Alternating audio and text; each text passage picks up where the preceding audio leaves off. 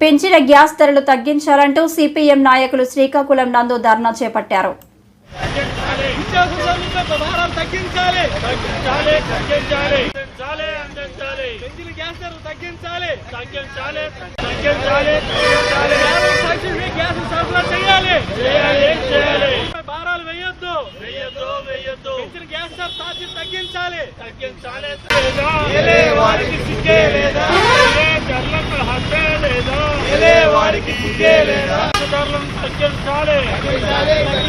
పేద ప్రజలకు సబ్సిడీపై గ్యాసులు సరఫరా చేయాలి.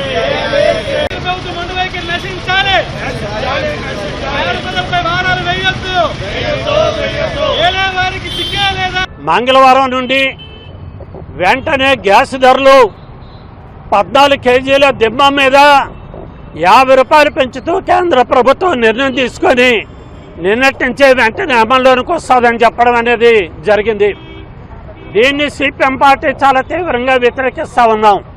వాస్తవంగా ఒకవైపుని ప్రధానమంత్రి ఉజ్వల భవిష్యత్తు అనే పేరుతోని గ్యాస్ అనేది పేద ప్రజానీకానికి అందరికి కూడా అందజేసి ఇప్పుడున్న పరిస్థితుల్లో ఎటువంటి గ్యాస్ ధరలు అంతర్జాతీయంగా పెరగకపోయినప్పుడు కూడా మనకు చౌకగా ఉత్పత్తి అయినప్పుడు కూడా దిమ్మ మీద 14 కేజీల మీద ఈరోజు 50 రూపాయలు పెంచడం అనేది చాలా అన్యాయం.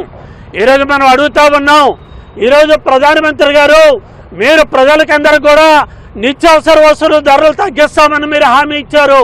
కానీ ఈరోజు సామాన్య ప్రజానీకం కూడా వాడే ఈ 14 కేజీల గ్యాస్ మీద 50 రూపాయలు పెంచడం అనేది చాలా అన్యాయం.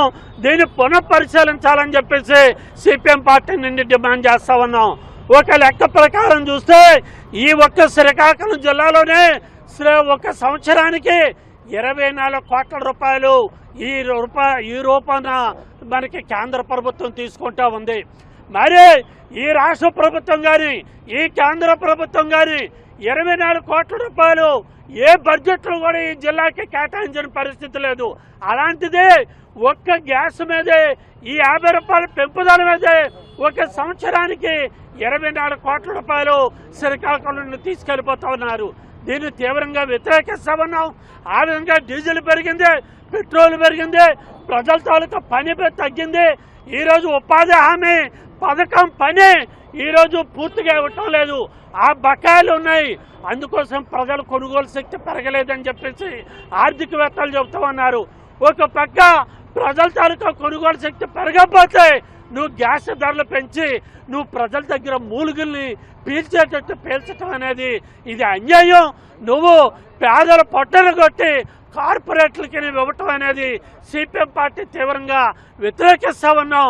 దీన్ని ఉపసంహరించుకోకపోతే పెద్ద ఎత్తున భవిష్యత్తులో కూడా పోరాటాలు చేస్తామని చెప్పేసి మీ ద్వారా తెలియజేస్తా ఉన్నాం.